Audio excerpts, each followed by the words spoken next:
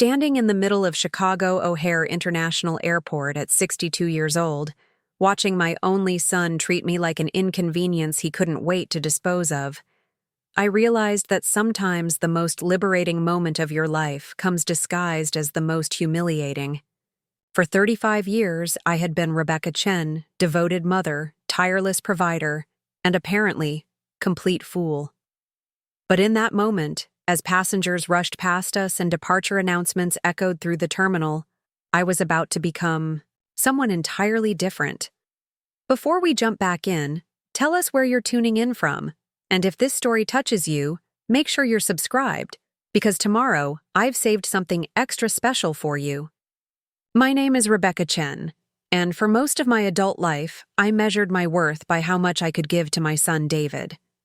I suppose that's where this story really begins, not at the airport where everything fell apart, but 35 years earlier, when I first held him in my arms. David wasn't planned exactly. I was 27, working as a junior accountant at a small firm in Denver, barely making ends meet in a tiny studio apartment that smelled perpetually of the Indian restaurant downstairs. His father, Marcus, had grand dreams about becoming a musician, and even grander dreams about avoiding any responsibility that might interfere with those ambitions. When I told Marcus I was pregnant, he looked at me like I had just announced I was planning to burn down his recording studio. We weren't married, barely even living together if I'm being honest. He'd crash at my place when it was convenient, leave his dirty clothes scattered across my floor, and disappear for days at a time to chase whatever gig or opportunity had caught his attention that week. The pregnancy conversation lasted exactly 12 minutes.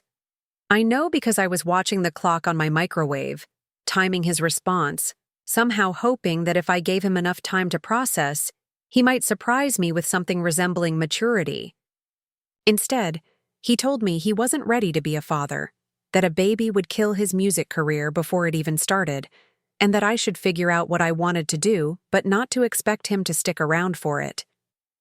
He packed his guitar and his 3 wrinkled shirts into a duffel bag and walked out of my life that same afternoon. I never saw him again, though I heard through mutual friends that he eventually moved to Nashville and spent the next decade playing backup guitar for various artists who never quite made it big either.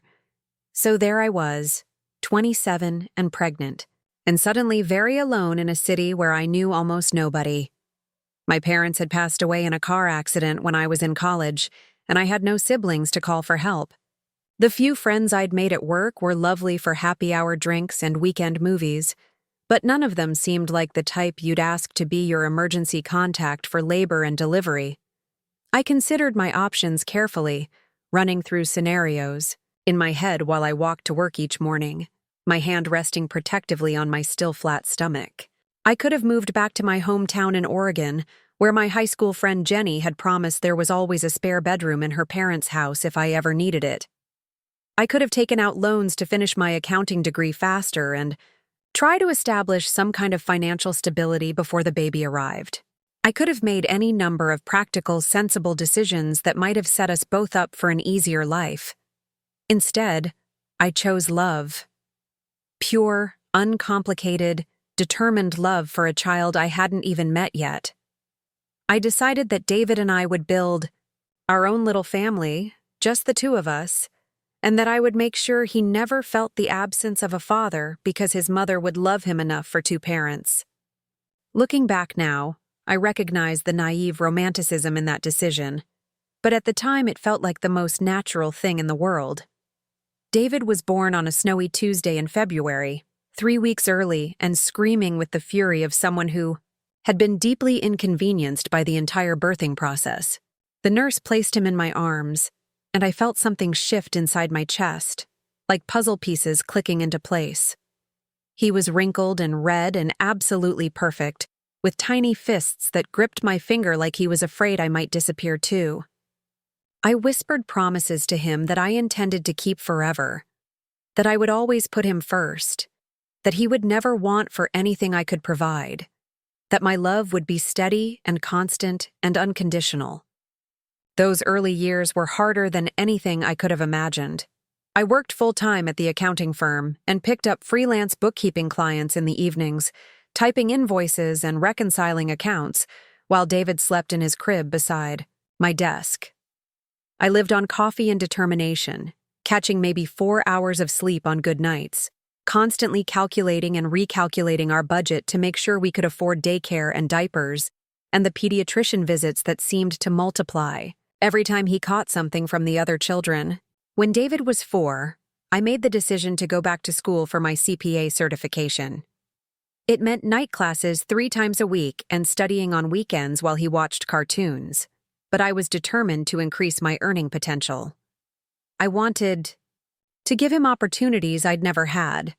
Music lessons if he was interested, sports teams, summer camps, eventually college without the crushing debt I was still paying off from my own education. The studying paid off.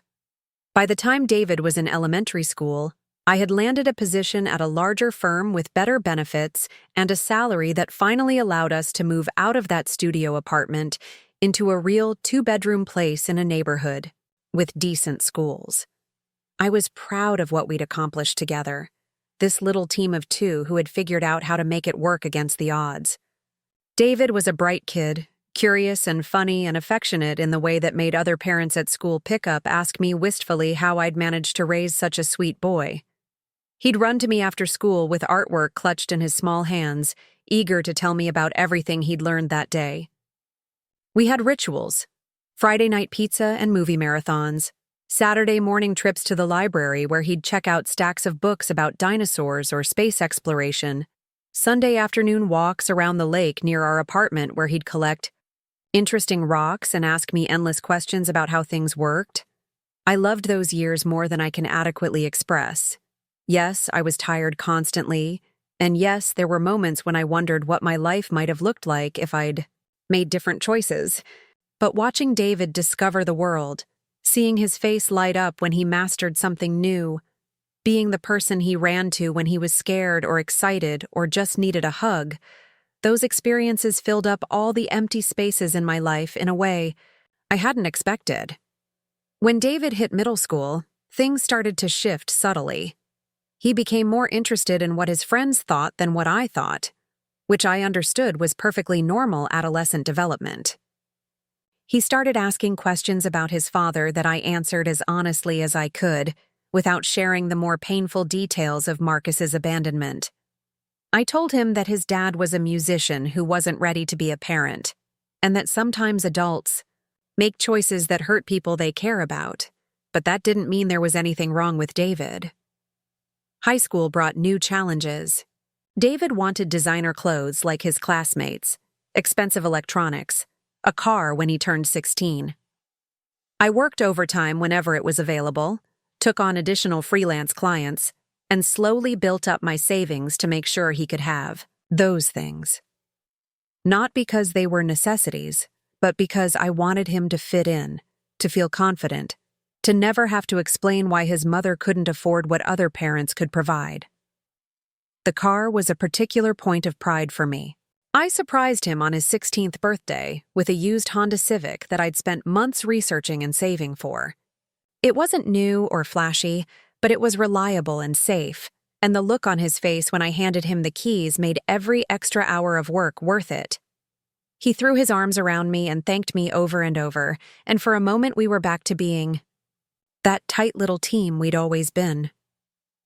College planning consumed our evenings during his junior and senior years of high school. David had good grades and solid test scores, and I was determined that he'd have options. We visited campuses throughout Colorado and the surrounding states, staying in budget motels and splitting gas station snacks while we drove from one university to another. Preparing and narrating this story took us a lot of time, so if you are enjoying it, subscribe to our channel. It means a lot to us. Now back to the story. I filled out financial aid forms and scholarship applications with the same meticulous attention to detail I brought to my professional work, determined to minimize the debt he'd graduate with.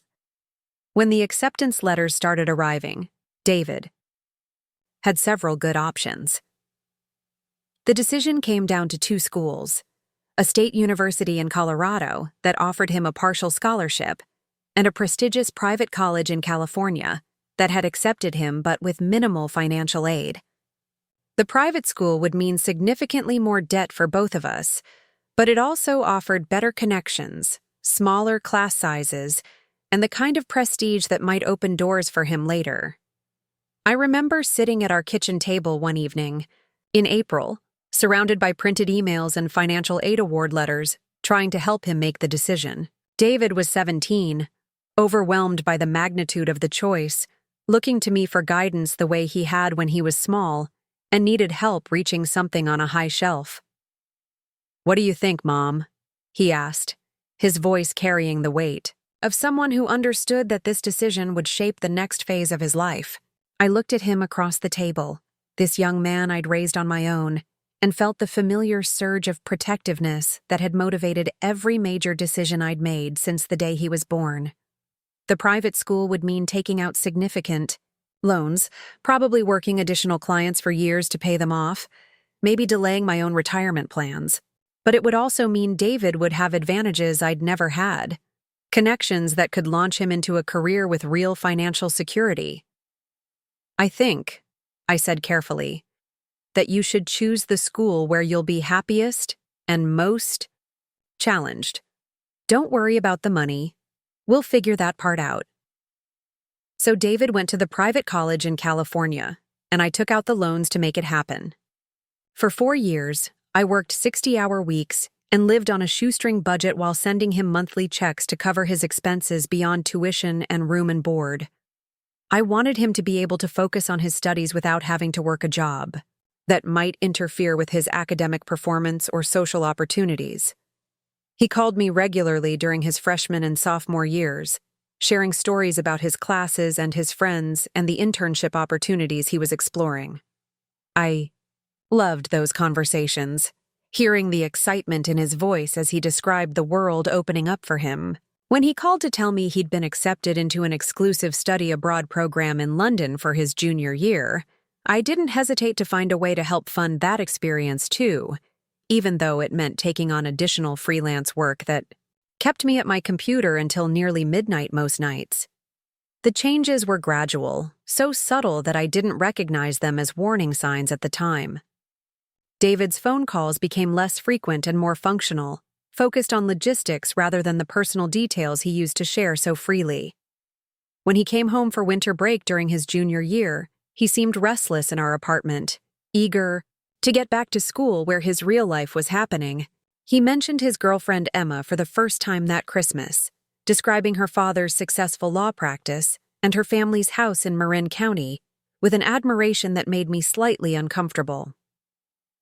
"Emma's dad thinks I should consider law school after graduation," he told me one evening as we ate takeout Chinese food in front of the television. "He says with my economics major and the connections I'm making, I could probably get into a really good program." Law school meant another 3 years of education, another enormous financial investment. But I nodded and told him that sounded like an exciting possibility, that we'd research the options when the time came. I was already mentally calculating what it would cost, already wondering if I could take out additional loans or pick up more clients to make it work. By his senior year, David's calls home had become monthly check-ins at best. When he graduated, I flew out to California for the ceremony, staying in a budget hotel 45 minutes from campus, while Emma's family hosted elaborate celebration dinners at expensive restaurants. I met Emma for the first time that weekend, a polished young woman who shook my hand politely and made pleasant conversation about my flight and the weather, but who seemed to look through me rather than at me. David had already been accepted to law school at a prestigious East Coast university, and Emma would be starting her own graduate program in New York. They'd decided to move in together, and David mentioned casually that Emma's parents had offered to help them find a nice apartment in Manhattan. I swallowed my questions about how I'd continue supporting him when his living expenses would be so much higher in New York, and instead congratulated him on this new chapter of his life. The law school years tested my financial limits in ways I hadn't anticipated. David's tuition alone was staggering, and his living expenses in New York made his undergraduate costs look modest by comparison. I took on every freelance client I could manage, worked weekends and holidays, and slowly watched my savings account drain down to nothing. When my car finally died during David's second year of law school, I couldn't afford to replace it and started taking the bus to work instead. I didn't tell David about the financial strain. What would have been the point? He was working so hard, dealing with the pressure of law school and the competitive environment he'd described in our brief phone conversations. The last thing he needed was to worry about my problems. I convinced myself that this was temporary, that once he graduated and started his career, things would get easier for both of us. During David's final year of law school, Emma's father helped him secure a position at a prestigious firm in Manhattan. The starting salary was impressive, enough to finally give me hope that the years of financial struggle were coming to an end. David graduated with honors and passed the bar exam on his first attempt, and I flew out for another celebration weekend where I stayed in another budget hotel and watched Emma's family toast his success at restaurants where the wine cost more than my monthly grocery budget. That fall, David and Emma got engaged. They planned an elaborate wedding for the following summer, and Emma's parents insisted on paying for most of it. I was grateful not to have that financial pressure, though I felt somewhat excluded from the planning process. My role seemed to be limited to showing up and smiling while Emma's mother orchestrated every detail of what she clearly viewed as her family's social event of the year. The wedding was beautiful, held at an exclusive country club with flowers that probably cost more than I earned in a month. I wore a dress I'd found on clearance and had altered to fit properly, and I watched my son marry a woman who came from the kind of family I'd always hoped he'd be welcomed into. During the father-daughter dance, I found myself thinking about all the school events where David had attended father-son activities with my friend's husband or with my older neighbor who'd volunteered to fill in. I'd always told myself that love could compensate for what we lacked, but watching Emma dance with her father, I wondered if David had felt the absence more than I'd realized. After the wedding, David and Emma moved into a beautiful apartment on the Upper East Side. David's career progressed quickly, and within a few years he was making partner at his firm. They bought a house in Westchester County with a circular driveway and a 3-car garage, and started talking about starting a family. From the outside, everything I'd worked for had come to fruition exactly as I'd hoped. David had the education, the career, the social connections, and the financial security I'd dreamed of providing for him. But somewhere in the process, I'd become an outsider in his life. Our phone calls became perfunctory check-ins where he'd ask how I was doing in the same tone he might use with a distant relative. When I visited, which wasn't often due to the expense of traveling to New York, I felt like a guest who was being politely tolerated rather than welcomed. Emma was never rude exactly, but her manner toward me was coolly cordial, the way you might treat your husband's elderly aunt who you didn't particularly understand but couldn't be openly dismissive of. I told myself this was normal, that adult children naturally grew apart from their parents as they built their own lives. I focused on feeling proud of David's accomplishments, grateful that all my sacrifices had resulted in the successful, stable life I'd always wanted for him. When they had their first child, a daughter they named Sophia, I offered to come help during those first difficult weeks after the birth. "That's really sweet of you to offer, Rebecca," Emma said during one of our rare phone conversations. "But we've already hired a night nurse and a nanny. Everything's pretty well covered."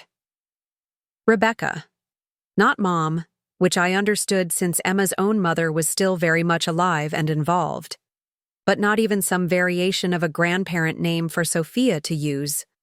Just Rebecca, as if I were an acquaintance, rather than David's mother and Sophia's grandmother. I sent gifts for Sophia's birthday and Christmas, carefully chosen toys and clothes that I hoped would be both thoughtful and useful. The thank you notes came from Emma, polite but formal, acknowledging the gifts without any personal details about how Sophia was growing or what she enjoyed. I treasured the few photos David would text me occasionally, studying them for glimpses of my granddaughter's personality and development. When Sophia was 3 and Emma was pregnant with their second child. I made what I thought was a reasonable request. I asked if I could visit for Sophia's birthday, maybe take her to a children's museum or a park, spend some time getting to know her before the new baby arrived, and things became even more complicated.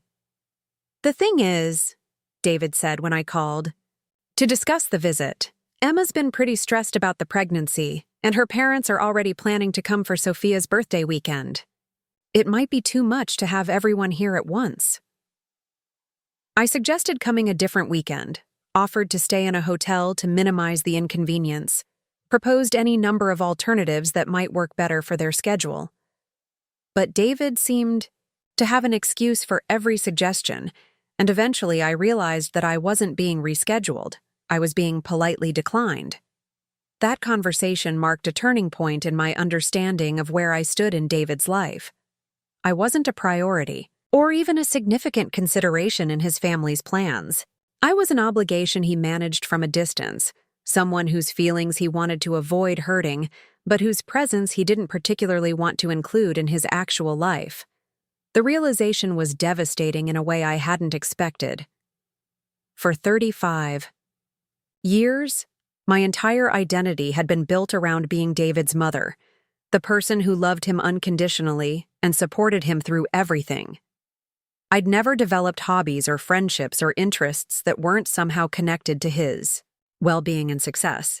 I'd never even seriously dated anyone after Marcus left, partly because I was too busy and tired, but mostly because I'd convinced myself that David needed my complete attention and devotion. Now David had his own family, his own life, his own priorities, and there wasn't really a place for me in any of it. I was 59 years old, living alone in the same small apartment I'd rented when David was in elementary school, working at the same accounting firm where I'd started as a junior associate decades earlier. I had no savings because every dollar had gone toward David's education and expenses. I had no retirement plan beyond Social Security because I'd never been able to afford significant contributions to a 401k. For the first time since David was born, I was forced to confront the question of what my life was supposed to look like, if it wasn't centered entirely around his needs and dreams. The answer terrified me because I honestly didn't know. I'd been so focused on launching him into the successful life I'd always envisioned for him that I'd never considered what would happen to me afterward. The isolation was the worst part. I'd lost touch with most of my friends over the years because I'd been too busy working and supporting David to maintain relationships that didn't serve his needs in some way. My coworkers were pleasant enough, but we didn't have the kind of personal relationships that extended beyond office hours. I'd go entire weekends without speaking to another human being, and the silence in my apartment felt overwhelming. I started seeing a therapist, Dr. Martinez, partly because my health insurance covered it, and partly because I desperately needed someone to talk to who wouldn't judge me for feeling lost and abandoned. She helped me understand that what I was experiencing was a common phenomenon among parents who'd defined themselves entirely through their children's achievements and needs. "You gave David everything you had," Dr. Martinez said during one of our sessions, "but in the process, you gave away yourself. Now you need to figure out who Rebecca is when she's not primarily David's mother." The therapy helped, slowly. I started taking weekend art classes at the community college, something I'd always been interested in but never had time for. I joined a hiking group for women over 50, and gradually began developing friendships with people who knew me as Rebecca, the person rather than Rebecca the devoted mother. I began putting money into a retirement account for the first time in my life, setting boundaries around how much I was willing to sacrifice for other people's dreams. But David's distance still hurt. I'd get updates about his life occasionally, through social media posts or brief text messages, but our relationship had devolved into something that felt more like distant acquaintance than family. When Emma gave birth to their son James, I wasn't told until 3 days later, and then only in a group text that David sent to various relatives announcing the baby's arrival. I sent a gift and a card, but I didn't hear anything back for weeks. When I finally called David to ask if the package had arrived safely, he seemed surprised that I'd sent anything at all. "Oh, right, the baby clothes," he said, as if he'd forgotten. "Emma meant to thank you for those. Things have just been crazy with 2 kids now." Too crazy to send a text message, apparently. Too busy to call the woman who'd sacrificed everything to make sure he had every opportunity he'd ever wanted. I hung up from that conversation feeling invisible, like I'd become someone whose feelings and efforts didn't warrant even basic courtesy. That's when I started making changes that David wouldn't know about for several years. Changes that would eventually lead to that moment in Chicago O'Hare where everything between us would finally come to a head. 3 years ago, I'd received an unexpected phone call from a lawyer representing the estate of my former client, Mrs. Eleanor Hartwell. Eleanor had been one of my first freelance bookkeeping clients when David was in elementary school, a widow in her 70s who needed help managing her finances after her husband's death. What had started as a professional relationship had evolved into something closer to friendship over the years I'd worked for her. Eleanor was sharp and funny and fiercely independent, managing rental properties and investments well into her 80s. She'd never had children, and her extended family lived across the country and rarely visited. We'd developed a routine where I'd come to her house every other week to review her accounts and handle her paperwork. But we'd always end up talking for hours about books we'd read or places we'd traveled, or just life in general. When Eleanor's health started declining in her late 80s, I began checking on her more frequently, not just for business, but because I genuinely cared about her well-being. I'd stop by with groceries or help her with tasks around the house that had become difficult for her to manage alone. It never occurred to me that these kindnesses were anything special. Eleanor was a lovely person who'd become important to me, and helping her felt natural. Eleanor passed away peacefully in her sleep on a Tuesday morning in October. I'd spoken with her the day before, and she'd seemed in good spirits, excited about a new mystery novel that had just arrived from her book club. Her death wasn't unexpected given her age and health issues, but it still felt like losing a dear friend. The lawyer's call came 2 weeks later. Eleanor had left me a significant inheritance. Her house, which was worth nearly $400,000, plus investment accounts totaling another $300,000. I was so shocked I had to ask him to repeat the information twice before I could process what he was telling me. According to the lawyer, Eleanor had updated her will 6 months before her death to include this bequest. She'd left a letter explaining her decision, which he read to me over the phone. Eleanor wrote that I'd been like the daughter she'd never had, that my kindness and friendship had meant more to her than I could ever know, and that she wanted me to have the financial security she'd been fortunate enough to enjoy. I cried for an hour after that phone call, overwhelmed by grief for Eleanor's passing and by gratitude for her extraordinary generosity. For the first time since David's childhood, I had financial security. I could pay off my small debts, put substantial money into retirement savings, and still have enough left over to live comfortably without constantly worrying about every expense. But I didn't tell David about the inheritance, partly because our relationship had become so distant that it felt like personal information I wasn't obligated to share, and partly because I was curious to see how he'd treat me if he believed I still needed his help and consideration. It was a test, I suppose, though I didn't consciously think of it that way at the time. The test results were disappointing, but not surprising. David's behavior toward me didn't change at all. If anything, he seemed to become even more dismissive and impatient during our rare conversations, as if my continued existence in his life was an increasingly inconvenient obligation he resented having to manage. Last year, when I turned 62, I decided to take early retirement and travel a little with my new financial freedom. I'd always wanted to see Europe, and Eleanor's inheritance made that dream suddenly possible. I planned a 3-week trip to Italy, France, and Spain, something I would never have been able to afford when I was supporting David through school and establishing his career.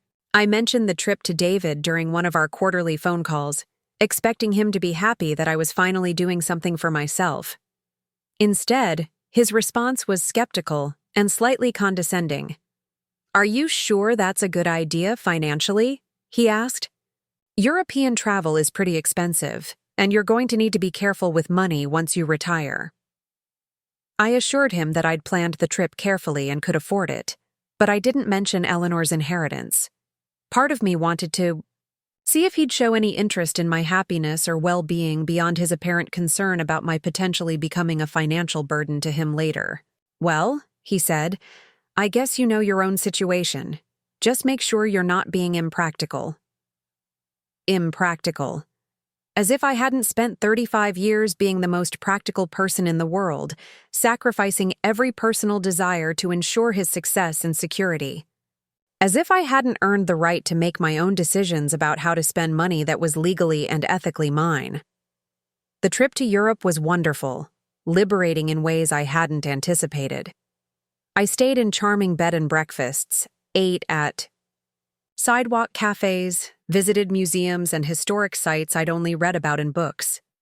I sent David a few photos and updates via text, but he responded minimally and never asked about my experiences when I returned. That trip marked the beginning of my new life, the life I was building for myself rather than in service to someone else's dreams. I sold my small apartment and bought a beautiful condo in a senior community with a pool and fitness center and organized social activities. I made new friends, took cooking classes, started volunteering at the local animal shelter. For the first time in decades, I was living for myself, making choices based on what I wanted rather than what someone else needed. But David didn't seem to notice any of these changes, or if he didn't express any curiosity about them. Our relationship continued its pattern of distant, perfunctory contact, punctuated by long stretches of silence. I began to accept that this was simply how things were going to be between us, that the close relationship I'd imagined we'd have when he was an adult had been a fantasy based on the dynamics of his childhood dependency. Which brings us to last month, and the phone call that would eventually lead to that devastating scene at the airport. David called on a Thursday evening, which was unusual since our conversations typically happened on weekends when he had more free time. I was in my kitchen preparing dinner when the phone rang, and I answered cheerfully, happy to hear from him unexpectedly. "Hi, Mom," he said, but his tone was serious rather than warm. "I need to talk to you about something."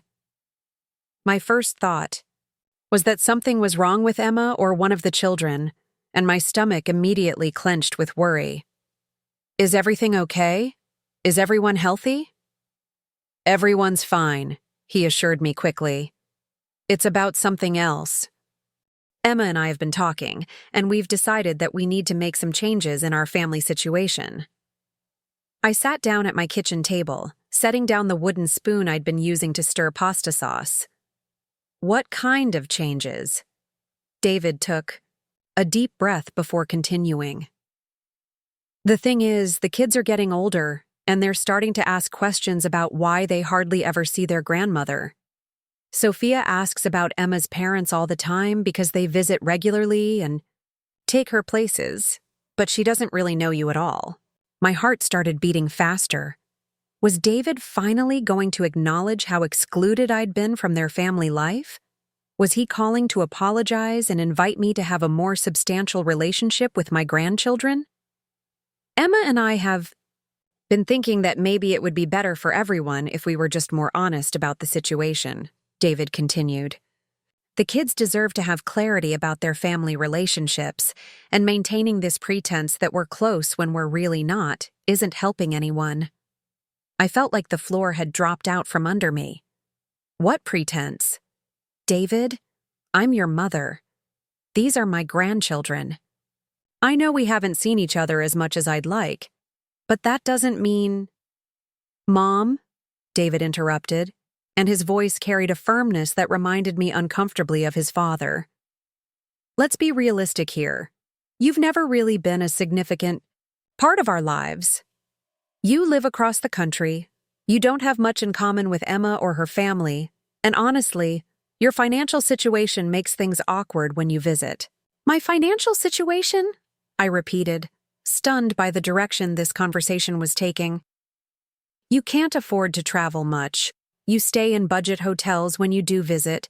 You can't contribute to family expenses or activities the way Emma's parents can. It creates an uncomfortable dynamic, and it's not fair to put the kids in the middle of that.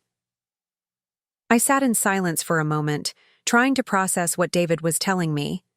He was essentially saying that I wasn't wealthy enough to be a proper grandmother to his children, that my love and presence were somehow inadequate because I couldn't match the financial contributions of Emma's parents.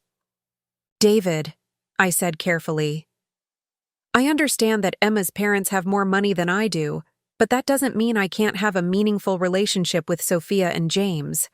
I love them, and I'd like to be part of their lives in whatever way works for your family. The thing is, David continued, Emma's parents have offered to help us buy a bigger house in Connecticut. We're planning to move this summer, and it would be a fresh start for all of us. A chance to establish clearer boundaries and expectations. Clearer boundaries. I was being written out of their lives entirely, and David was presenting it as if he were doing me a favor by being honest about it. Are you saying you don't want me to visit anymore? I asked, my voice barely above a whisper.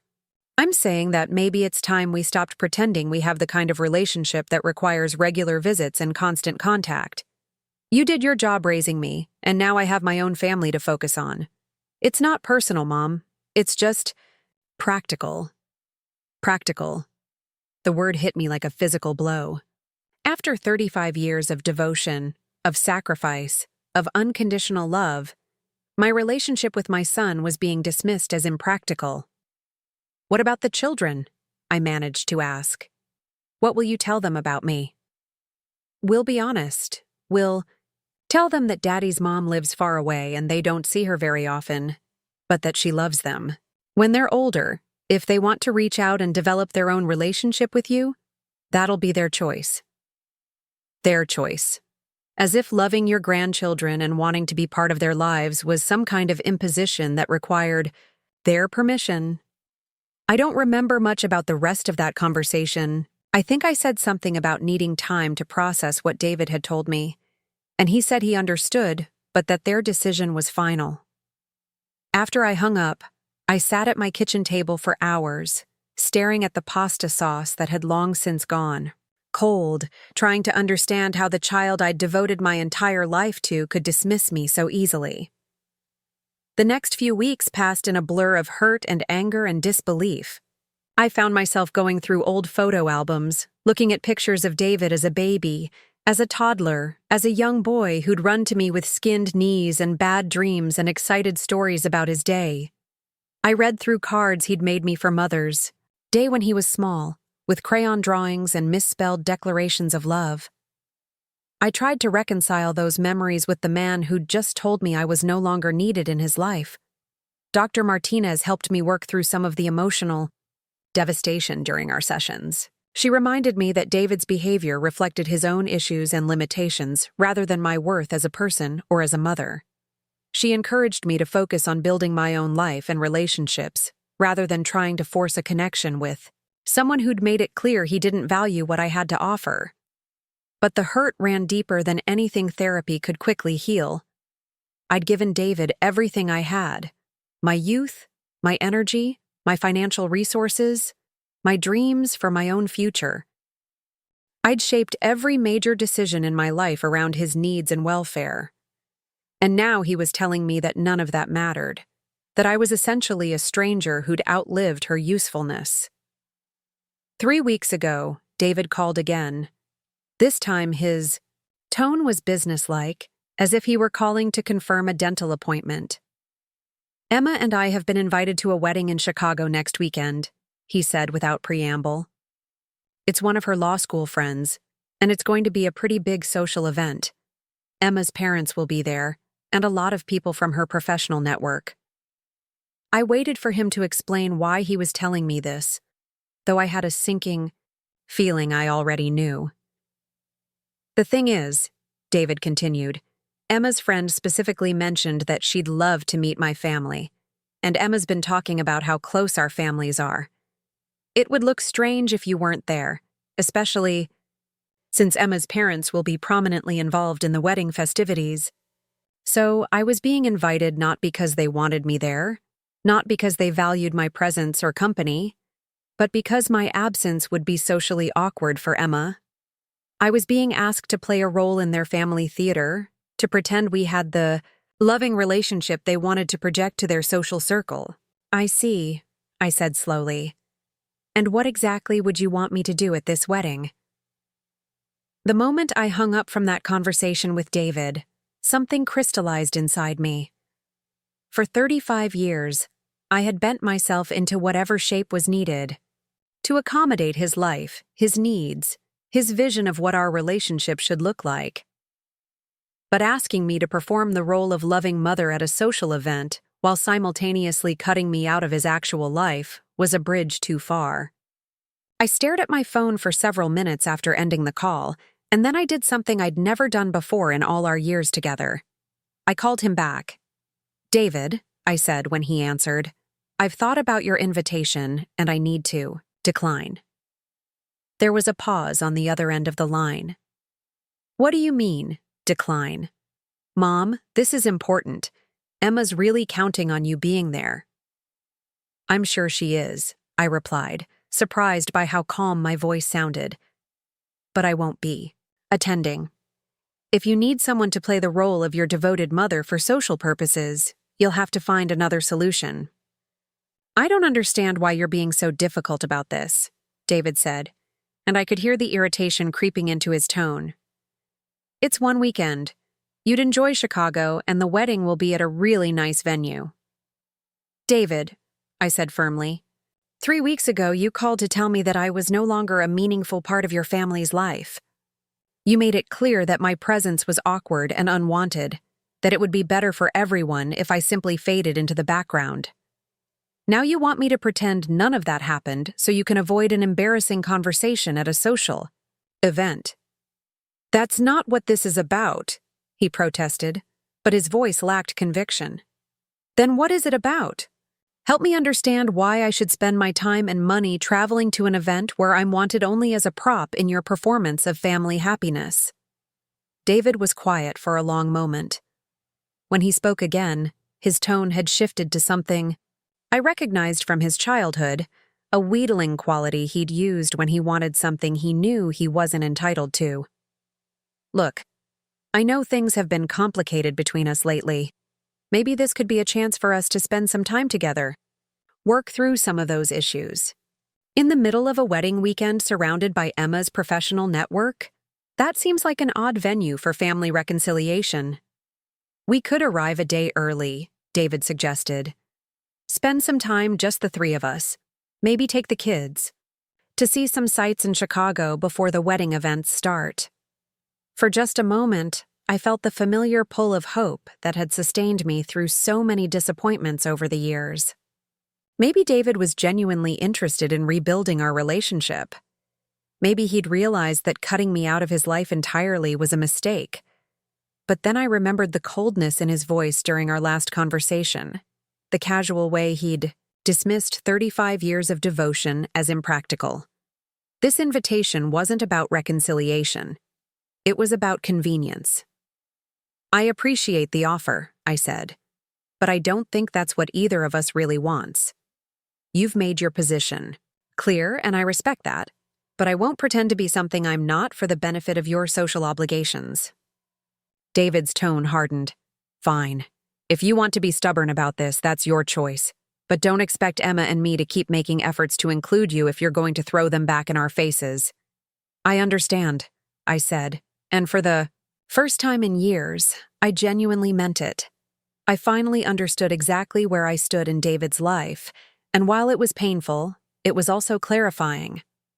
After that conversation, I spent several days thinking about what I actually wanted from the remainder of my life. I was 62 years old, financially secure thanks to Eleanor's generous inheritance, and finally free from the obligation to center my existence around someone else's needs and priorities.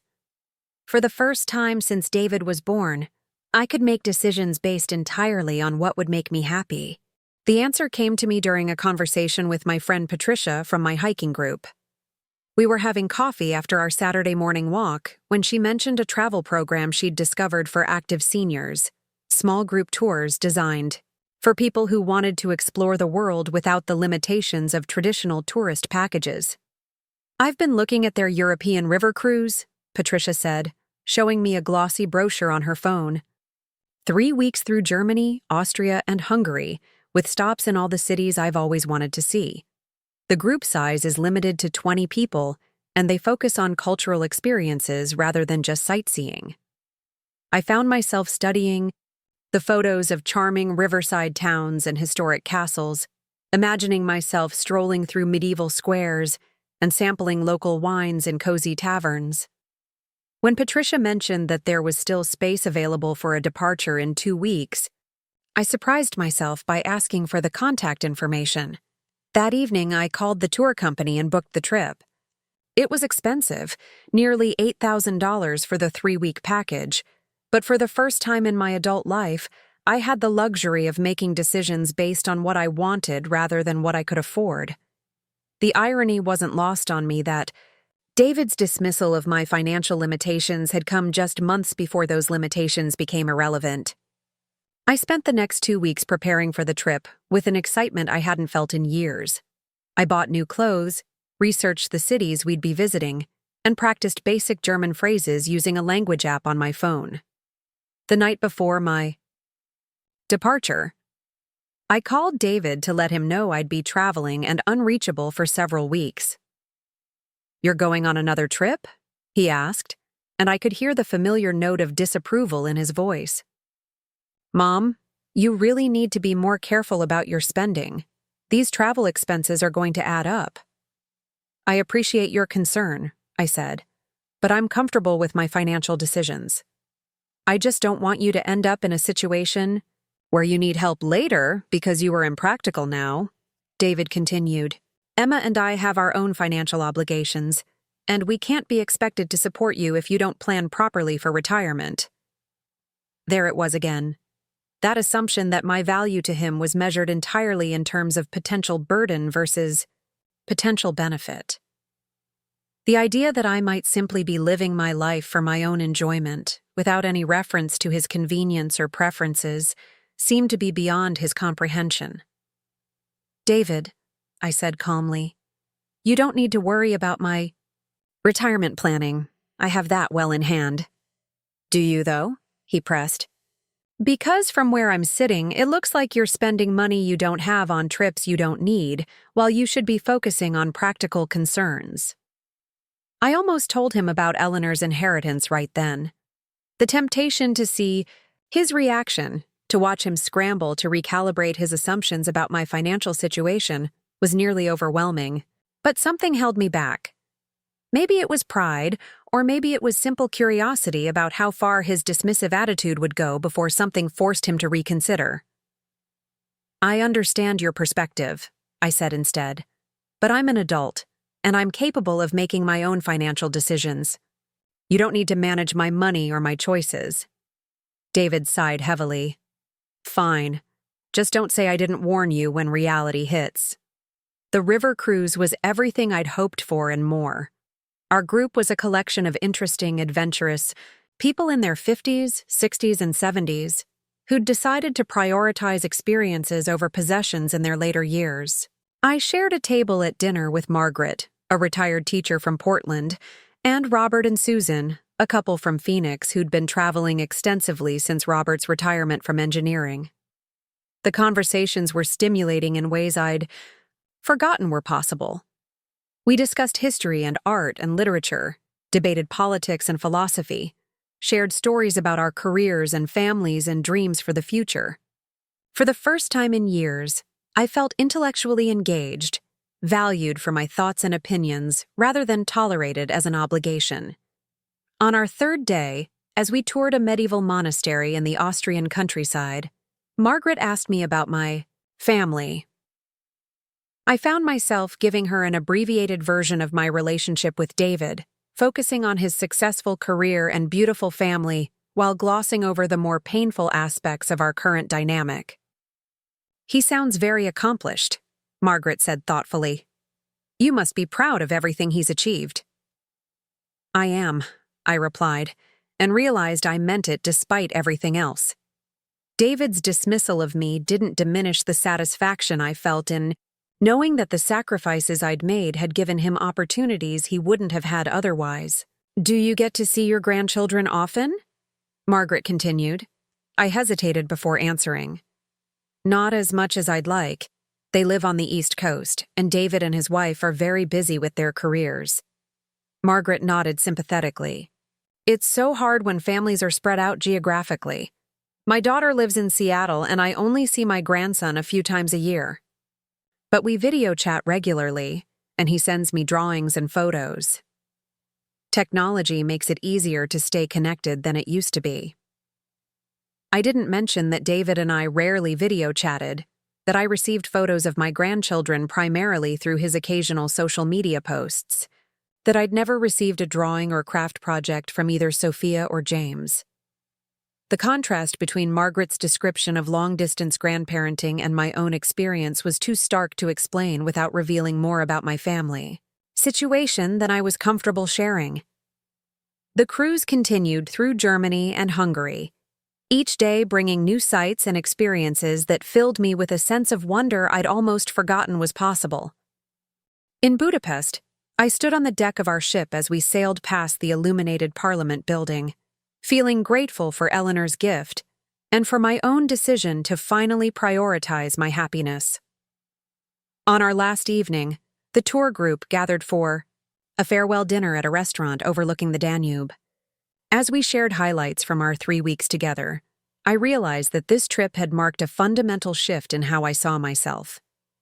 For the first time in decades, I wasn't Rebecca the devoted mother or Rebecca the dutiful provider. I was simply Rebecca, a woman with her own interests and goals and dreams. When I returned home to Denver, I felt energized in ways I hadn't experienced since my early 20s. I'd taken hundreds of photos during the cruise, and I spent several days organizing them into albums and writing detailed descriptions of our experiences. I called Patricia to share stories about the trip and started researching other travel opportunities for later in the year. A week after my return, David called. I was in my garden, planting new roses I'd bought to commemorate my European adventure, when my phone rang. "Hi, Mom," he said, and his tone was notably warmer than it had been during our last conversation. "How was your trip?" "It was wonderful," I replied, genuinely pleased that he'd asked. "We saw some incredible places, and I met some really interesting people." "That's great," David said. "I'm glad you had a good time. Listen, I wanted to talk to you about something. Emma and I have been discussing the situation between us, and we think maybe we were a little hasty in some of the things we said." I set down my gardening trowel and gave him my full attention. "What do you mean?" "Well, we've been thinking that maybe there's a way for us to have a better relationship going forward. The kids have been asking about you more lately, and Emma thinks it might be good for them to get to know their grandmother better." I felt a familiar flutter of hope mixed with wariness. "What did you have in mind?" "We were thinking you could come visit for a long weekend next month. Maybe stay with us instead of a hotel, spend some real time with Sophia and James. We could take them to some places they'd enjoy, and you could see how much they've grown." It sounded lovely, exactly what I'd been wanting for years. But something in David's tone made me cautious. This invitation felt different from the wedding summons, more genuine, but I couldn't shake the feeling that there was an agenda I wasn't seeing clearly. "That sounds wonderful," I said carefully. "What brought about this change of heart?" David was quiet for a moment. "Honestly, Emma's been talking to her mother about family relationships, and Mrs. Patterson made some comments about how important it is for children to have connections with both sides of their family. She mentioned that she has fond memories of her own grandmother, and that even though they didn't see each other often, those visits were really meaningful. So Emma's mother, the woman whose financial contributions and social status had apparently made my presence unnecessary, was now advocating for my inclusion in the children's lives. I wondered what had prompted this shift in perspective, but I decided not to probe too deeply. "I'd love to visit," I said. "When were you thinking?" "How about the first weekend in October? It's a long weekend for the kids because of Columbus Day, so we'd have extra time together." We spent the next few minutes working out the logistics. David would pick me up at the airport, I'd stay in their guest room, and we'd plan activities that would give me quality time with both children. It felt like the kind of conversation I'd been hoping to have with David for years, natural and warm, and focused on building connections rather than managing obligations. After we hung up, I found myself cautiously optimistic. Maybe David had genuinely reconsidered his position about our relationship. Maybe Emma had realized that excluding me entirely wasn't in anyone's best interest. Maybe this visit would mark the beginning of a new chapter in our family dynamic. I spent the following weeks looking forward to the trip with an anticipation I hadn't felt since David was small. I bought thoughtful gifts for Sophia and James, researched child-friendly activities in their area, and mentally prepared for the possibility that this visit could repair some of the damage that had accumulated in our relationship over the past few years. The day before my departure, I was packing my suitcase when my phone rang. It was David, and his tone was slightly stressed. "Hi, Mom. I just wanted to confirm your flight details and talk through the weekend plans." "Of course," I said, reaching for the folder where I'd printed my boarding passes and itinerary. "I land at JFK at 2:30 Friday afternoon." "Right, and I'll pick you up." "The thing is, there's been a slight change in our weekend plans. Emma's parents decided to come up from the city for Saturday dinner, so we'll all be together that evening." I felt a small flicker of unease. Having Emma's parents there would certainly change the dynamic of the weekend, making it less about reconnecting with my grandchildren and more about navigating complex family relationships. But I reminded myself that this might actually be a positive development, an opportunity to establish a better relationship with Emma's family. "That sounds fine," I said. "Will they be staying at the house as well?" "No, they'll drive up Saturday afternoon and head back that evening. But Mom, there's something else I should mention. Emma's dad has been going through some health issues lately. Nothing serious, but Emma's been pretty stressed about it. She's really hoping this dinner goes smoothly." I wasn't entirely sure what David meant by "goes smoothly," but I assured him that I'd do whatever I could to make the evening pleasant for everyone.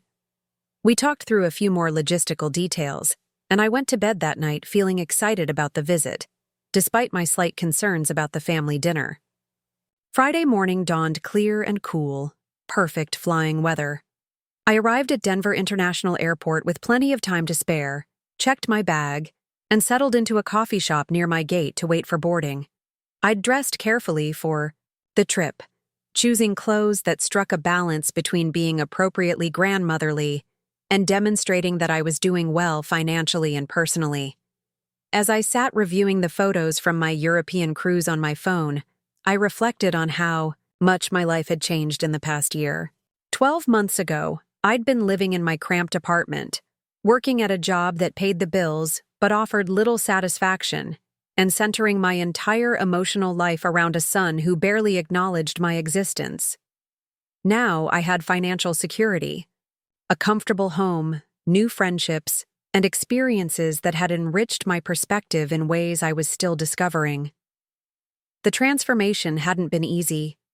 Letting go of the identity I'd built around being David's devoted mother had required grieving the relationship I'd imagined we'd have and accepting the reality of what he was willing to offer. But that process had also freed me to discover who I was beyond my role as a parent, and the woman I'd found was someone I actually liked. When boarding began for my flight, I gathered my things and joined the line with a sense of optimism about the weekend ahead. Maybe this visit would mark the beginning of a new equilibrium in our family relationships. Maybe David had genuinely recognized the value of having me more involved in his children's lives. Maybe the distance between us could be bridged if we both made an effort to prioritize connection over convenience. The flight to New York was smooth and on time. I spent most of the journey reading a novel I'd picked up during my river cruise, a historical fiction set in Vienna that reminded me of the beautiful city we'd explored. As the plane began its descent into JFK, I looked out the window at the sprawling metropolitan area below and felt a familiar mix of nervousness and excitement about seeing David and meeting his family on their home territory. I was among the first passengers off the plane, and I made my way through the terminal toward baggage claim with the efficiency of someone who'd become comfortable navigating airports. As I rode the escalator down to the baggage claim area, I scanned the waiting crowd for David's familiar face. I spotted him near the carousel where my flight's bags would appear, but he wasn't alone. Emma stood beside him, looking elegant in a tailored coat and expensive-looking boots. Next to Emma was a woman I recognized from social media photos as her mother, Mrs. Patterson, and a distinguished-looking man who was presumably Emma's father. My first thought was confusion about why the entire family had come to pick me up, especially given that we'd planned to have dinner with Emma's parents the following evening. My second thought was concern about Mr. Patterson's health issues, since David had mentioned he was dealing with some medical concerns. As I approached the group, David spotted me and waved. "Hi, Mom. Good flight?" "Very smooth, thank you," I replied, accepting his brief hug and turning to greet the others. "Rebecca, so nice to finally meet you properly," Mrs. Patterson said, extending her hand with a smile that seemed friendly but somehow assessing. "Emma's told me so much about you." I shook her hand and turned to Mr. Patterson, who seemed perfectly healthy despite David's concerns about his medical issues. "Mr. Patterson, it's a pleasure to meet you." "Likewise," he replied, his handshake firm and his manner cordial but reserved.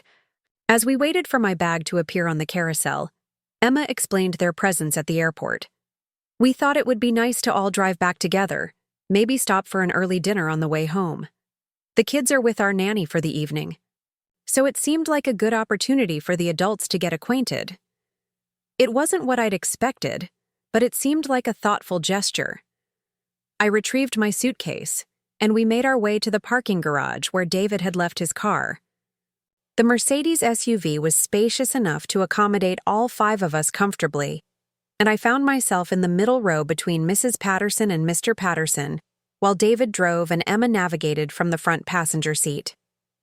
The conversation during the drive was pleasant but felt strangely formal. Mrs. Patterson asked about my flight and my impressions of New York, while Mr. Patterson inquired politely about my life in Denver. Emma mentioned a restaurant she'd made reservations at for dinner, describing it as a place that specialized in farm-to-table cuisine with an extensive wine list. As we drove through Queens toward Manhattan, I began to feel slightly disoriented by the direction of our trip. David had mentioned that they lived in Westchester County, which was north of the city, but we seemed to be heading into Manhattan rather than away from it. "Are we stopping in the city for dinner?" I asked Emma. "Yes, there's this wonderful place in Soho that I thought you'd enjoy," she replied. "It's got a really interesting menu, and the atmosphere is supposed to be quite special." I nodded and settled back into my seat, though I was beginning to feel puzzled by the elaborate nature of this dinner plan. When David had suggested I visit for the weekend, I'd imagined casual family time focused on getting to know my grandchildren. This felt more like a social occasion designed for the adults, which wasn't necessarily bad, but wasn't what I'd been expecting. The restaurant was indeed elegant, the kind of place where the servers described each dish in detail and the wine list required careful study.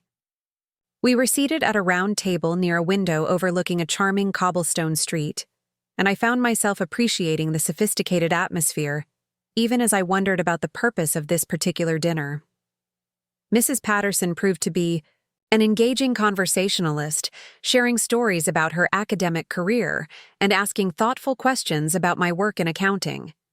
Mr. Patterson discussed his experiences in local government and his perspectives on various policy issues affecting their community. David and Emma seemed relaxed and happy, and I began to think that perhaps my initial concerns about the weekend's agenda had been unfounded. It wasn't until we were halfway through our main courses that the conversation took a turn that made me realize this dinner had been planned with a specific purpose in mind. "Rebecca," Mrs. Patterson said, setting down her wine glass and fixing me with a direct look. "Emma and David have told us a bit about your situation, and we wanted to talk with you about some ideas we've been discussing." "My situation?" I repeated, unsure what she meant. "Your retirement? Your living arrangements? Your long-term planning?" Mr. Patterson clarified. "We understand you've been managing on your own since David became independent, and we appreciate how challenging that must be." I glanced at David, trying to read his expression, but he was focused intently on cutting his steak. Emma was watching, me with what appeared to be sympathetic concern. "I'm not sure I understand," I said carefully. "I'm doing quite well, actually. My retirement is comfortable, and I'm enjoying this phase of my life." Mrs. Patterson and Emma exchanged a quick look that I couldn't interpret. "Of course," Mrs. Patterson said smoothly. "But we were thinking about the future, about making sure you have all the support and resources you might need as you get older." Mr. Patterson leaned forward slightly. "David mentioned that you've been traveling quite a bit lately, which is wonderful, but we want to make sure you're being realistic about your long-term financial security." There was something about the way he said realistic that reminded me uncomfortably of David's repeated warnings about my spending.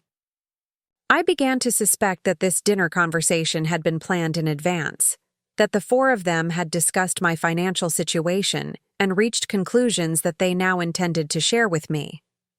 "I appreciate your concern," I said, "but I'm confident in my financial planning. I've been very careful about my retirement preparations." "We're sure you have," Emma said gently, "but sometimes it helps to have additional perspectives, especially from people who work in finance professionally." Mr. Patterson nodded. "I've spent my career in municipal finance, and Emma's been handling estate planning and financial law for years.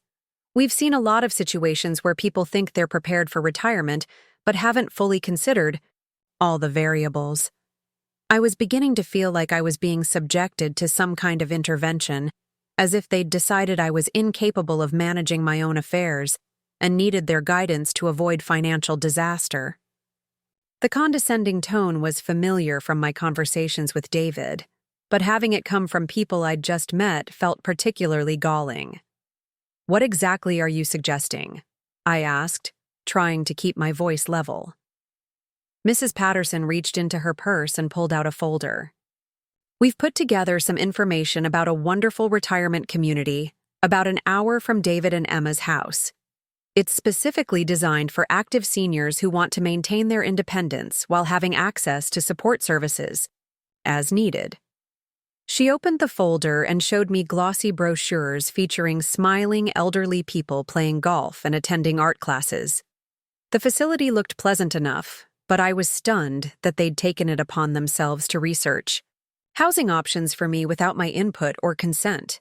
"The community offers different levels of care," Emma explained, "from independent living apartments all the way through assisted living and memory care.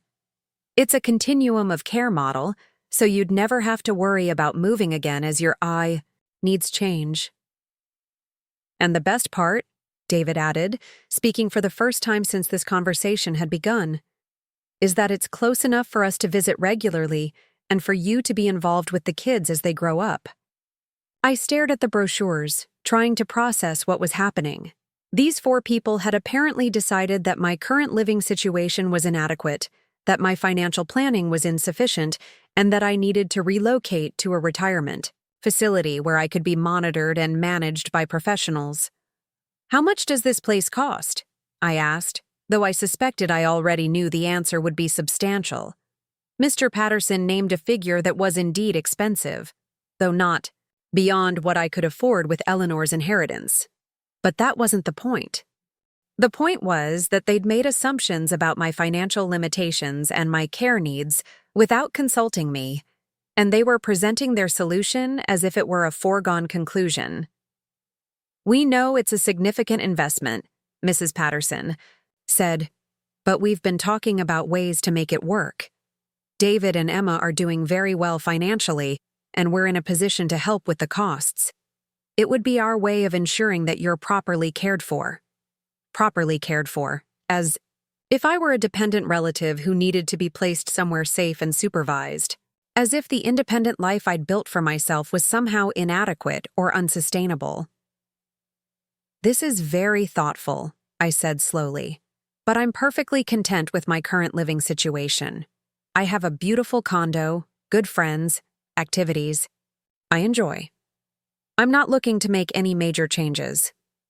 But Mom, David said, and his tone carried the same patience he might use with a confused child. You have to think about the practical aspects. What happens if you get sick? What if you need help with daily activities? Who's going to take care of you? I'll figure that out when and if it becomes necessary, I replied. Millions of people manage to age in place successfully. I don't see why I'd be any different. Emma leaned forward with what appeared to be genuine concern. Rebecca, we're not trying to pressure you. We're just trying to plan ahead so that everyone feels secure about the future. David worries about you being so far away and so isolated. Isolated. Another assumption about my life that bore no resemblance to reality. I had a more active social life now than I'd had in years, with friends from my hiking group, my art, classes, and my volunteer work at the animal shelter. But apparently David had painted a picture of me as a lonely, struggling retiree who needed rescuing. I appreciate your concern, I said again. But I'm not isolated, and I'm not struggling. I have a full, satisfying life in Denver, and I'm not interested in relocating to a retirement facility. The four of them exchanged looks around the table, and I could see disappointment and frustration in their expressions. This conversation wasn't going the way they'd planned, and they seemed to be recalibrating their approach. Maybe you could at least visit the place, Mrs. Patterson suggested. Just to see what it's like, get a feel for the community. It might be different from what you're imagining. And you could stay with us for an extended visit while you're looking at options, Emma added. Get a better sense of what it would be like to live closer to the family. I realized that this entire weekend had been conceived as a sales pitch. The warm invitation, the promise of quality time with my grandchildren, the apparent reconciliation with David, all of it had been designed to soften me up for this conversation about relocating to a retirement facility where they could manage my care and presumably my finances.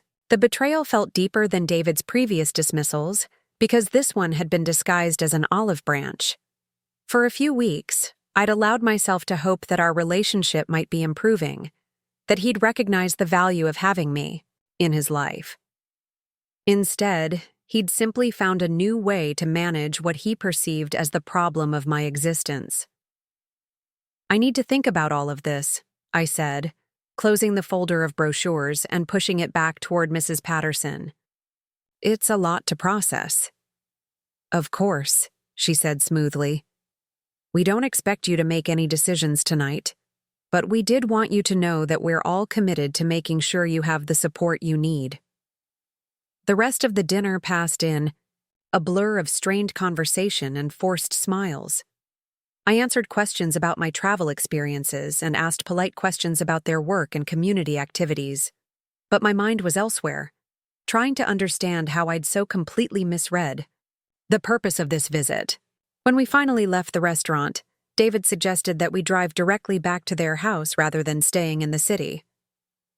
The kids will be asleep by the time we get home, but you can see them first thing in the morning, he said as we walked to his car. The drive to Westchester was quiet, with Mrs. Patterson and Mr. Patterson discussing their plans for the following day and Emma making a few phone calls to confirm weekend activities. I stared out the window at the suburban landscapes passing in the darkness, feeling more alone than I had since the earliest days after David left for college. Their house was impressive, a colonial-style home with a circular driveway and professionally landscaped grounds. David parked in the three-car garage and helped me with my suitcase, leading me through a mudroom into a spacious kitchen with granite countertops and high-end appliances. "The guest room is upstairs," Emma said. "First door on the right. There's a bathroom across the hall that you'll have to yourself. Are you hungry? I could make some tea or coffee if you'd like." I thanked her but declined, claiming fatigue from the travel and the rich dinner. What I really wanted was time alone to process the evening's revelations and figure out how to handle the remainder of the weekend. The guest room was beautifully decorated in soft blues and whites, with a comfortable queen bed and a sitting area by the window. I unpacked my few belongings and prepared for bed, but sleep was elusive. I lay in the darkness thinking about the assumptions David and his in-laws had made about my life and my needs, and about the elaborate deception they'd orchestrated to get me here for this conversation. Around midnight, I heard voices in the hallway outside my room. David and Emma were talking in low tones, probably discussing how the evening had gone and strategizing about their next approach. I couldn't make out the specific words, but the tone suggested disappointment that I hadn't embraced their retirement facility plan with more enthusiasm. Eventually, the house grew quiet, and I drifted into an uneasy sleep, filled with dreams about being trapped in institutional hallways while searching for an exit that never appeared. Saturday morning arrived with the sound of children's voices echoing through the house. I woke early, disoriented for a moment by the unfamiliar surroundings, then remembered where I was and why. The events of the previous evening came flooding back, and I felt a familiar heaviness settle in my chest. I dressed carefully and made my way downstairs, following the sounds of breakfast conversation to the kitchen. David was reading the newspaper while drinking coffee, and Emma was preparing what appeared to be an elaborate weekend breakfast. Two children sat at the kitchen island, a girl of about 7 with Emma's blonde hair, and a boy who looked to be around 5 with David's darker coloring. "Good morning," I said softly, not wanting to startle them. Both children looked up at me with curious but guarded expressions. The girl, who I assumed was Sophia, offered a polite smile. The boy, James, simply stared. "Kids, this is Grandma Rebecca," Emma said cheerfully. "She's Daddy's mom and she's visiting us this weekend." "Hi, Grandma Rebecca," Sophia said dutifully, her voice carrying the practiced politeness of a child who'd been coached on proper behavior. James continued to stare without speaking. I couldn't blame him for his confusion. To him, I was simply a stranger who'd appeared in his kitchen with the title of grandmother, but no actual relationship to support the designation. "It's wonderful to meet you both," I said, settling onto a stool across from them. "You've grown so much since the last photos I saw." David looked up from his newspaper. "Mom, I was thinking we could take the kids to the Children's Museum this afternoon. There's a new exhibit about space exploration that James has been wanting to see." It sounded like exactly the kind of family activity I'd been hoping for when I'd agreed to this visit. For a moment, I felt a flicker of optimism that perhaps the weekend could still salvage something positive despite the awkwardness of the previous evening. "That sounds wonderful," I replied. "I'd love to spend time with both of you and learn about your interests." Emma placed plates of pancakes in front of the children and poured syrup into small dishes. "Actually," she said, not looking directly at me, "David's parents called this morning. They're driving up from the city and should be here around noon. They wanted to take the kids to lunch at that new place in town, and then maybe to the museum afterward." I felt the familiar sensation of being politely excluded, though this time it was wrapped in the language of coincidence rather than direct dismissal. David's parents, Emma's parents, everyone had legitimate reasons to spend time with these children except me. "Perhaps we could all go together," I suggested. "I'd enjoy meeting David's father and stepmother." David set down his newspaper and looked at me with an expression I couldn't quite read. "The thing is, Mom, we thought this might be a good opportunity for you to look at that retirement community we talked about last night. It's only about 20 minutes from here, and they do tours on Saturday afternoons." So the Children's Museum had been a fabrication, a way to make me think I'd be spending quality time with my grandchildren before revealing that I'd actually be touring the facility they wanted me to move to.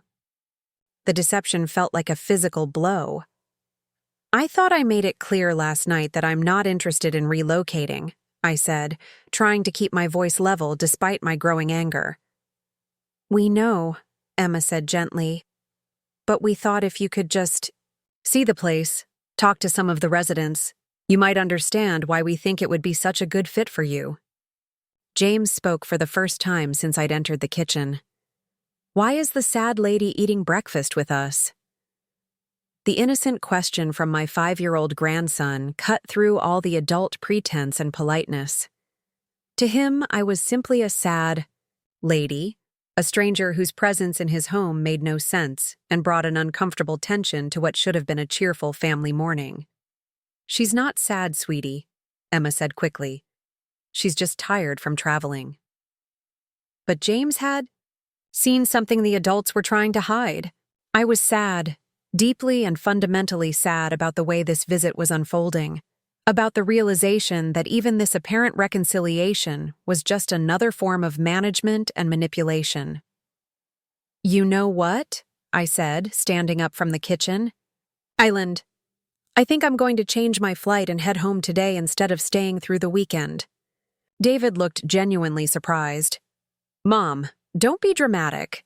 We've planned activities for the whole weekend." "No," I said firmly.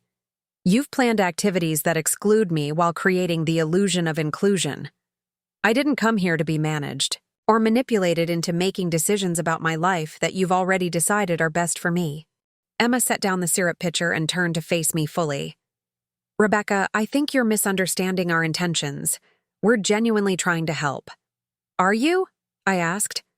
"Because from where I'm standing, it looks like you've decided I'm an inconvenient problem that needs to be solved, and you've found a solution that allows you to feel good about yourselves while effectively removing me from your daily concerns." David's face was flushing with anger or embarrassment. "That's not fair. We invited you here. We've been trying to include you in our lives." "You invited me here under false pretenses," I replied. "You made me think you wanted to rebuild our relationship when what you actually wanted was to convince me to relocate to a place where my care and supervision would become someone else's responsibility." Sophia had stopped eating her pancakes and was watching our conversation with wide, worried eyes. James had slipped down from his stool and moved closer to Emma, clearly disturbed by the tension in the room. I realized that continuing this argument in front of the children was unfair to them and unlikely to accomplish anything constructive. "I'm going to go upstairs and call the airline," I said. "I'll be out of your house as soon as I can arrange transportation." "Mom, wait," David called as I headed for the stairs. "You're overreacting. Can't we just talk about this calmly?" I turned back to look at him. This man I'd raised from infancy, for whom I'd sacrificed my youth and my financial security and my own dreams. "David, I've been talking calmly for 35 years. I've been accommodating and understanding, and patient while you've gradually made it clear that I have no meaningful place in your life unless I can serve some purpose that benefits you." "That's not true," he protested, but his voice lacked conviction. "Isn't it? Yesterday you thought I was too poor and pathetic to maintain a relationship with your children. Today you've decided I'm too helpless to manage my own living situation. In both cases, your solution is to remove me from your daily concerns while maintaining the appearance of filial duty." I didn't wait for his response. I went upstairs to the guest room and called the airline, explaining that I needed to change my return flight due to a family emergency. There was a flight leaving LaGuardia at 6 that evening with available seats, and I booked one without hesitation. As I packed my belongings, I heard voices downstairs, David and Emma discussing the situation in tones that suggested frustration and confusion. I also heard car doors slamming in the driveway, indicating that David's father and stepmother had arrived for their planned visit with the grandchildren they actually had relationships with. My phone rang just as I was zipping my suitcase. It was David. "Mom, please don't leave like this. Dad and Carol are here, and they'd love to meet you. We could all have lunch together, talk things through. David, I said wearily. I'm 62 years old. I don't need to be rescued, managed, or relocated for my own good. I need to be respected as a competent adult who's capable of making her own decisions about her life. But we're worried about you, he insisted. Living alone so far away, spending money on trips when you should be saving for long-term care, refusing to consider practical solutions to real problems. What problems? I asked. I'm healthy, financially secure, socially active, and happier than I've been in years.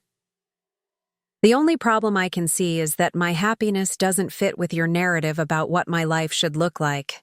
There was a long pause. How are you financially secure? Mom, you worked as an accountant for a mid-sized firm. You don't have a pension. Your Social Security isn't going to be enough to maintain your current lifestyle.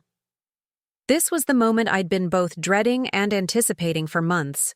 The moment when I'd have to decide whether to reveal Eleanor's inheritance or continue letting David believe his assumptions about my financial limitations.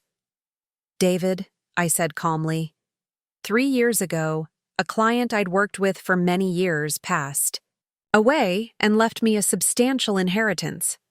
I own my condo outright. I have over $600,000 in investment accounts, and I'm financially secure for the rest of my life. The silence on the other end of the phone stretched so long I wondered if the call had been dropped. What? David finally said, his voice barely above a whisper. Eleanor Hartwell was a lovely woman who became like family to me over the years. I managed her books. When she died, she left me her house and her investment portfolio. I sold the house and used the proceeds, along with her financial assets, to create a retirement fund that will support me comfortably for the foreseeable future. $600,000? David repeated, sounding stunned. Actually, it's closer to $700,000 now thanks to market performance over the past few years. Another long pause. Why didn't you tell me? Because, I said, I wanted to see how you'd treat me if you thought I still needed your help and consideration. I wanted to know if your affection for me was based on anything more than obligation and convenience.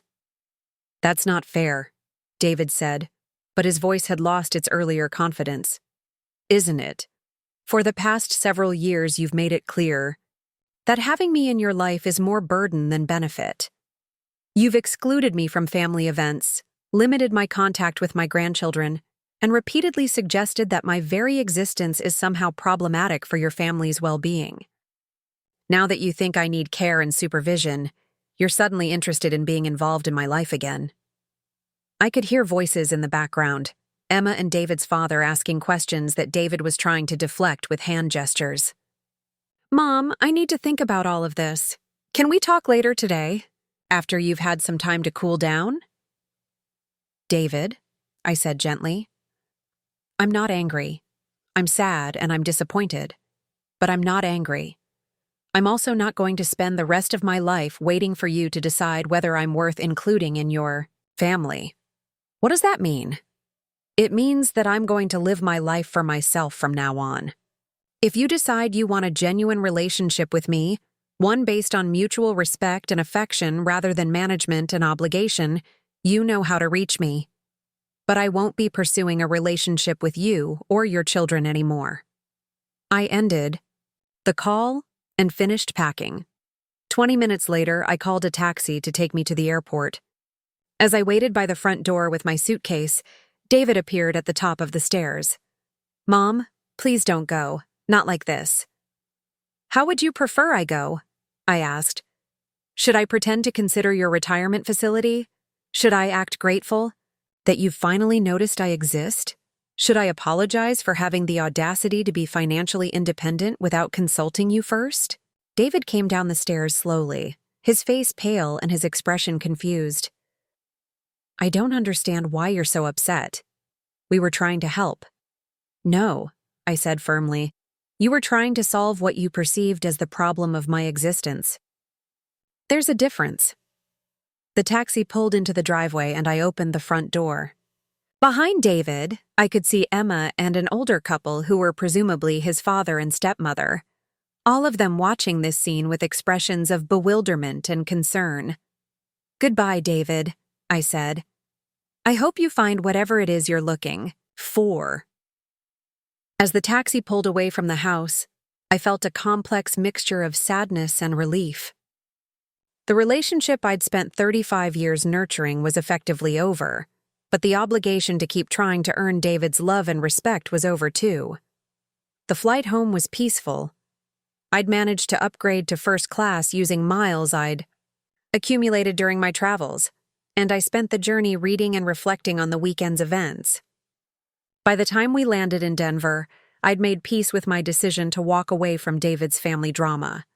3 months later, I received a text message from David. It was a photo of James at a soccer game, with the caption, "Thought you'd like to see this." I looked at the picture for a long time, studying my grandson's face and wondering what kind of relationship we might have had if circumstances had been different. I didn't respond to the text, not out of spite, but because I'd learned the difference between genuine connection and performative inclusion. David was managing his guilt about our relationship by sending occasional updates, but he wasn't actually inviting me to be part of his children's lives. 6 months after that, I received a Christmas card with a family photo and a brief note from Emma hoping I was well and happy. I was both of those things, as it happened. I'd used some of Eleanor's inheritance to buy a small cabin in the mountains, where I spent weekends hiking and painting. I'd joined a book club and a photography group. I was dating a retired history professor I'd met at the community college. I sent a polite response thanking them for the card and wishing them well, but I didn't include details about my own life. Some bridges once burned are better left as ashes than rebuilt on compromised foundations. A year later, I was having dinner with friends when my phone rang.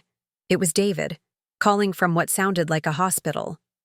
"Mom," he said, and his voice was thick with emotion. "I'm sorry to bother you, but Emma's been in an accident. She's going to be okay, but she's in the ICU, and I'm here alone with the kids, and I don't know what to do." For just a moment, I felt the familiar pull of maternal instinct, the urge to drop everything and rush to help the child I'd raised. But then I remembered the retirement facility brochures, the manipulative dinner conversation, the assumption that my value was measured entirely in terms of convenience versus burden. "I'm sorry to hear about Emma's accident," I said sincerely. "I hope she recovers quickly." "Mom," David said, and I could hear tears in his voice. "Could you maybe come out here? Just for a few days? The kids are scared and I don't know how to handle everything by myself." "David," I said gently, "you're a successful attorney with significant financial resources. You can hire professional help to care for the children while you focus on Emma's recovery. You don't need me." "But you're their grandmother," he protested. "Yes," I agreed, "I am. But you've made it clear over the years that being their grandmother doesn't entitle me to a meaningful relationship with them. I won't be your emergency babysitter after being excluded from their daily lives." The silence on the other end of the phone was profound. "I'm truly sorry about Emma," I continued, "and I hope your family gets through this difficult time successfully. But I won't be coming to help." After I hung up, I sat quietly for several minutes, processing the conversation and my response to it. My friends waited respectfully, understanding that something significant had just happened. "Was that your son?" Margaret asked softly. "Yes," I replied. "His wife was in an accident, and he wanted me to come take care of the children while she recovers." "And you said no?" "I said no." Margaret nodded thoughtfully. "How do you feel about that?" I considered the question carefully. "Sad," I said finally, "but not guilty. Sadness is appropriate when relationships don't turn out the way we hoped they would.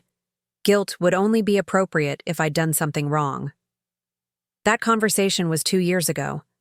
I haven't heard from David since then, though I occasionally see updates about his family through mutual acquaintances. Emma recovered fully from her accident. Sophia is now 9 and apparently excelling in school. James is 7 and plays Little League baseball. I think about them sometimes. Wonder what kind of grandmother I might have been if things had been different. But I don't regret my choices.